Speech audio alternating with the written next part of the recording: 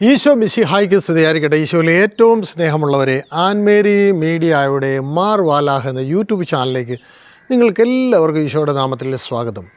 എളുപ്പവഴി വചനം പഠിക്കാം കൊട്ടേഷനോടുകൂടി. ഇന്ന് നമ്മൾ 2 വചനമാണ് പഠിക്കാൻ പോണേ. 2 വചനമെന്ന് കേട്ട് ഭയപ്പെടേണ്ട, പഠിക്കാൻ വളരെ എളുപ്പമാണ്.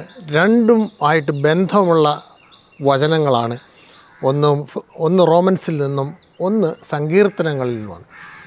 ഒരു വചനം സങ്കീർത്തനത്തിൽ നിന്നും ഒരു വചനം റോമൻസിൽ നിന്നും, റോമാക്കാർക്ക് എഴുതിയ ലേഖനത്തിൽ നിന്നുമാണ്. രണ്ടും തമ്മിൽ ബന്ധമുള്ള വചനമാണ്. ദൈവം നമ്മുടെ പക്ഷത്തെങ്കിൽ ആര് നമുക്ക് എതിര് നിൽക്കും? പഠിക്കാൻ വളരെ എളുപ്പം, നമ്മൾ ഒരുപാട് കേട്ടിട്ടുള്ള വചനമാണിത്. ദൈവം നമ്മുടെ പക്ഷത്തെങ്കിൽ ആര് നമ്മൾക്ക് എതിര് നിൽക്കും?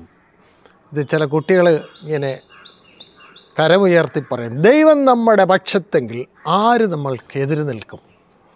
റോമ 8:31.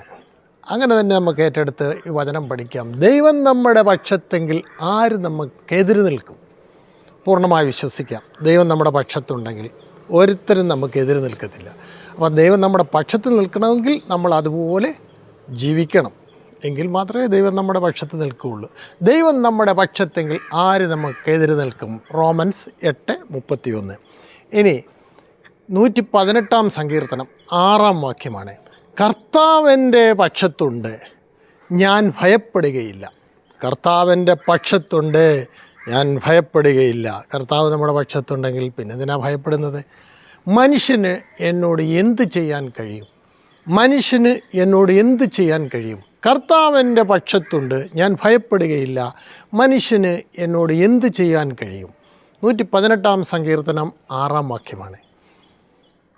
ദൈവം എൻ്റെ പക്ഷത്തുണ്ടെങ്കിൽ ആര് നിനക്കെതിര് നിൽക്കും? റോമ 8:31. 2 വചനമായി. ദൈവം നമ്മളെല്ലാവരും ധാരാളമായിട്ട് അനുഗ്രഹിക്കട്ടെ. നല്ലൊരു ഞായറാഴ്ച ദിവസം ആശംസിക്കുന്നു. വചനം പഠിക്കാം, മറ്റുള്ളവർക്ക് ഷെയർ ചെയ്യാം. ഈ ചെറിയ ശുശ്രൂഷ മറ്റുള്ളവർക്ക് ഷെയർ ചെയ്ത് ശുശ്രൂഷയിൽ പങ്കുകാരാകുക. സബ്സ്ക്രൈബ് ചെയ്യുക, ലൈക്ക് ചെയ്യുക. ദൈവം അനുഗ്രഹിക്കട്ടെ. ആമേൻ.